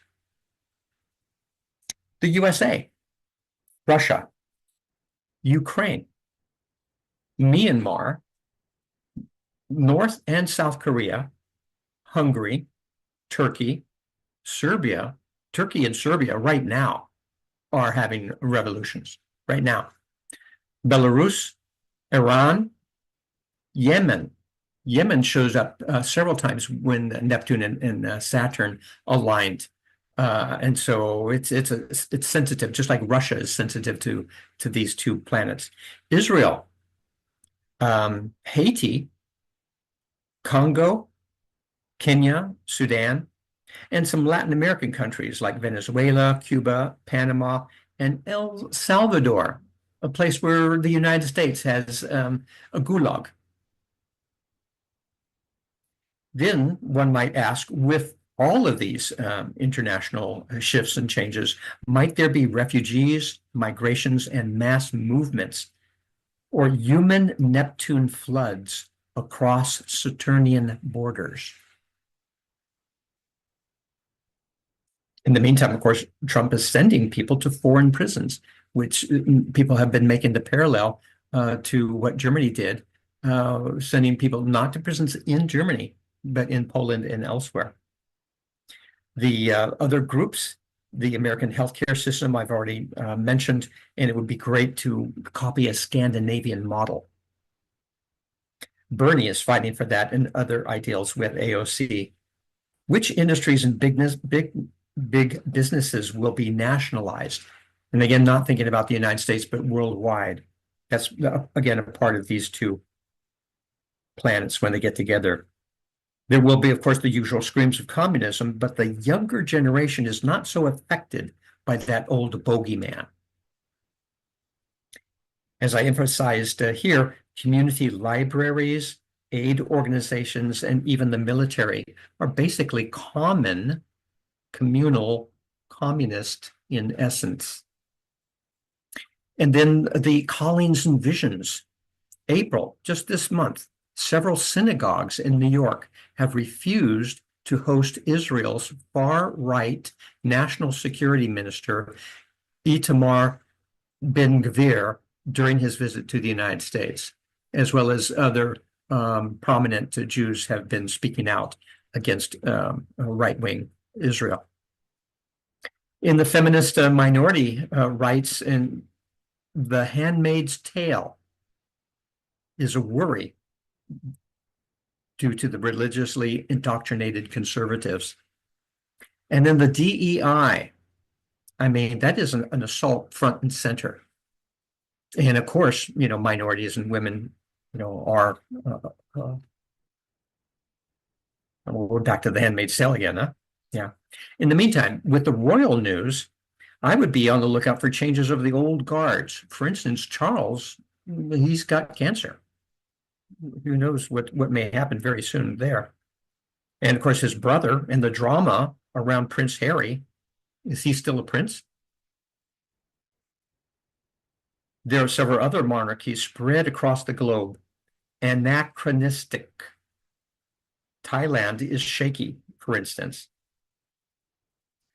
I wouldn't be surprised if some of the reasonable Scandinavian countries have a polite referendum to separate amicably with their royals. Could Trump be included in this royalty?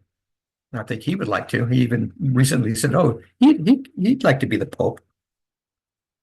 There's certainly a fear that he is moving in that direction. And the Pope and any other kind of large religious institution leader, there may be some shifts and changes during 25, 26. In the drug and alcohol department, I'll be looking out for innovative breakthroughs, improvements, new remedies. And then again, we're back to the U.S. medical healthcare system. and Luigi. Recently, just this last month, the USDA withdraws a plan to limit salmonella levels in poultry. Withdrawing from that, I mean, we know the guy that had the brainworm is now in charge of that particular department. It is like I mean, this is Neptune crazy land stuff going on here. Liquids, elixirs, solutions. What drug will be the next fad? Not only, drugs for fun, but also weight loss, or what next innovation is going to be happening? Grow some hair on some guys' heads. That would be the next winner. Then what scandals will the petroleum world bring us? From Gazprom in Russia to the reopened coal fields of West Virginia that Trump just opened, to fracking in so many places. In fracking, the process of pumping precious water deep into the earth, almost trading water for oil. That's difficult to swallow. I know we're over time, but I'll curtail this, but I wanted to say one thing about the omen of 1846. If you'll bear with me. But all in all, 25, 26, these voices of changes, I made that list of different things to look for. I would not be taking a cruise in the ocean during this time because there's been maritime dynamics happening. But something very interesting here with this discovery chart. And that brings me then again to the Aquarian age. Is the chart itself an omen? Neptune was discovered coincidentally when Saturn conjuncted Neptune in Aquarius, 25 degrees. Now, I believe that the beginning of the age of Aquarius started when Uranus was discovered in 1781.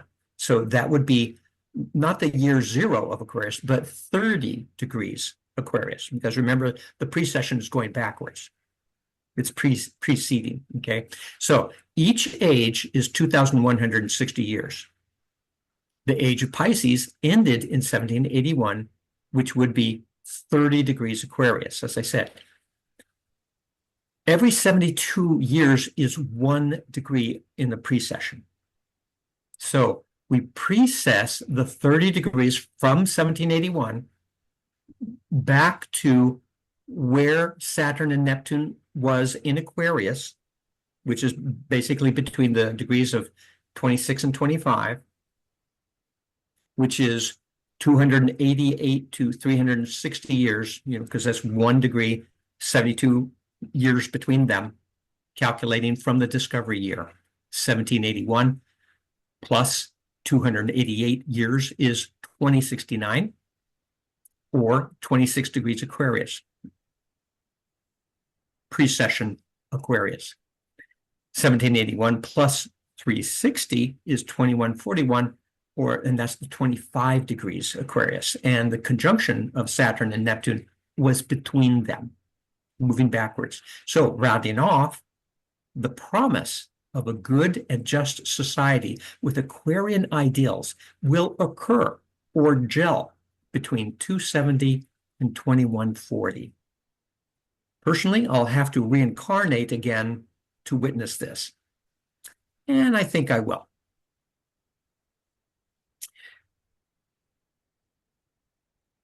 So that is the big picture. And I'm hoping for the highest. And I know that I took a lot of time, but I had a lot more to say, but I tried to control myself. Thank you, Stephen. I know we can talk a lot about a lot of these subjects, right?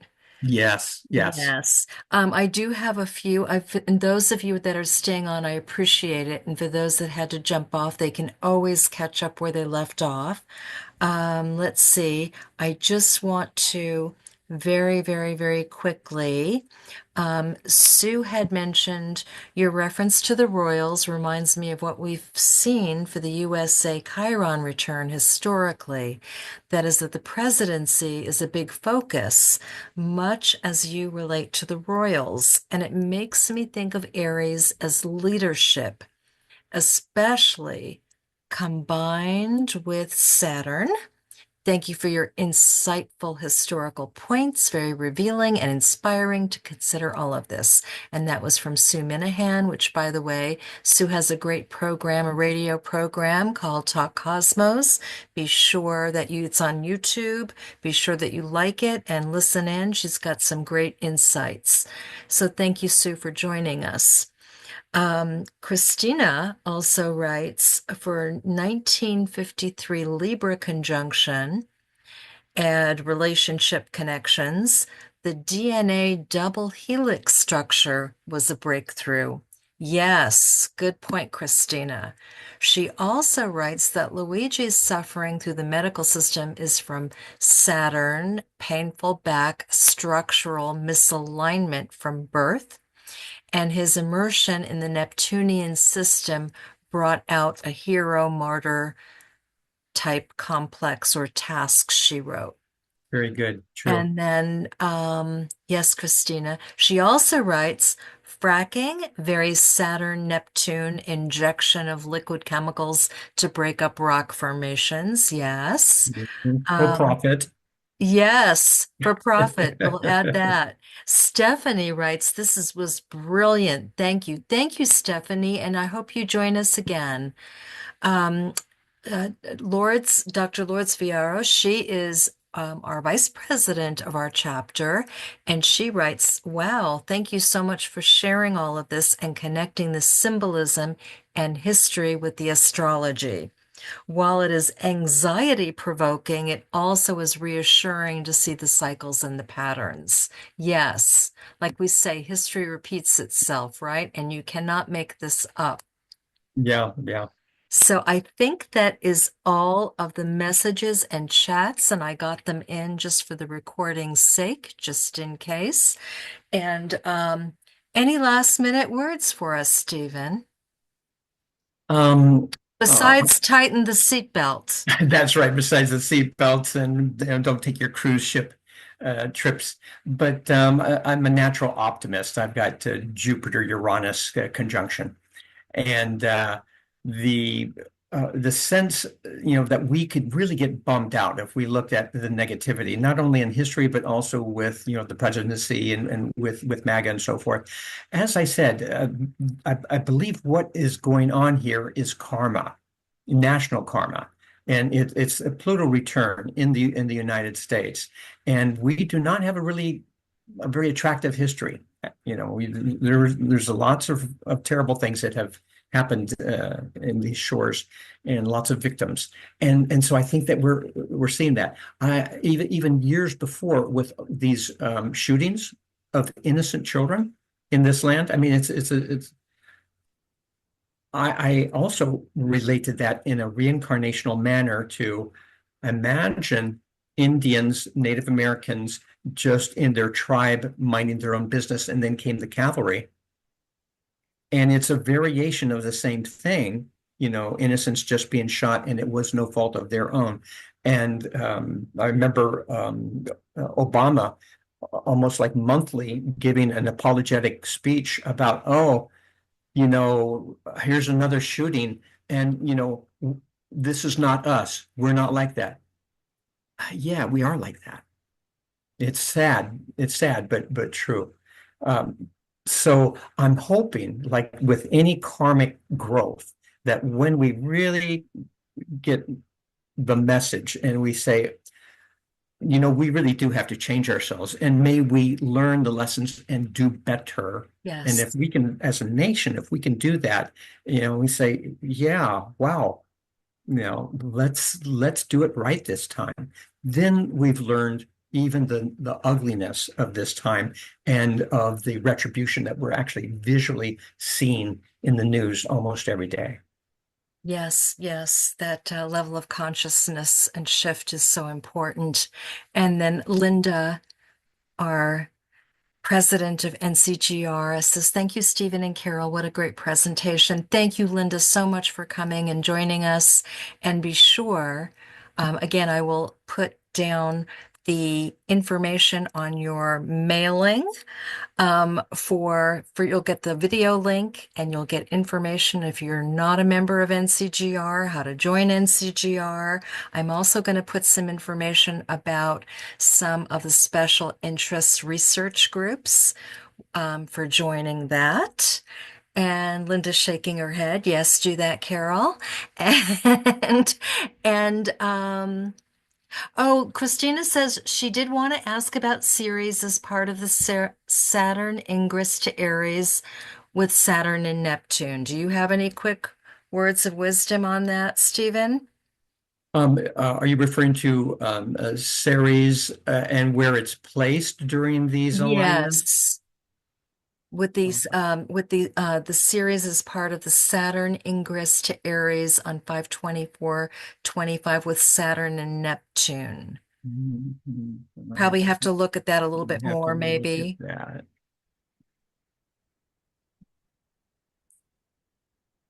And Sue is saying, yes, Saturn accountability. Yes, personal responsibility. Um, Personally, I'm a spiritualist, and so that's one of the key things in spiritualism is personal responsibility. So, um, Lourdes, thank you so much. Tonight was a gift and much needed. Series with Saturn Pluto at 22, cap back in 2020 in January. Yeah, I think we have Hmm. to research that a little bit more. Right, But right. I've got it here in front of me right now, and I've got the February 2026 exact conjunction, and here is Ceres in Aries, 21 degrees, and luckily it's making a very nice sextile to that Mars position that I had mentioned before, and um, Ceres, I believe it's one of the co-rulers of Virgo. And the the sense of rolling up your sleeves and let's get to it, whether that be um, planting, corn or flowers, or planting good seeds of care for other people. Ceres in Aries, again, with the initiative, action-oriented sorts of things. It is, I would say, a good symbol of powerful women who will be leaders, and with a symbology of how does your garden grow in a brave manner, women stepping up to that story. I like that. Yes, very much so. And as one of the original members of the Hunger Project way, way back in the day with Dr. Wayne Dyer and John Denver and Werner Erhard and all of those lovely people, yes, uh, the, to go ahead and end world hunger would be a great plus. So let's do that, right? Let's focus on that. Right. Got to stay optimistic, and there are some challenges. There are individuals here and there in a classic Aries manner who are standing up and got the megaphone, and they're calling us to action. And so aligning with them, or be your own action, your own Yes. self, your own community. And Individual action. yeah, Absolutely. that's right. That's what it takes. That's right. And Sue is saying, I love this. How does your garden grow? Beautiful. Mhm. Christina, yes, great message. Stephen, thank you for the amazing presentation as always. That's why you always come back to us. And next time we're going to have to make it a workshop instead of just an evening presentation, right? Well, then I can go over time and it'll be just perfect. Just perfect. Right. Exactly. Timing will be great. So thank you again for Okay, my joining us, pleasure. everyone. Good, good. Have a lovely evening. Good night. Take care, everyone. Bye. Thank you. Bye bye.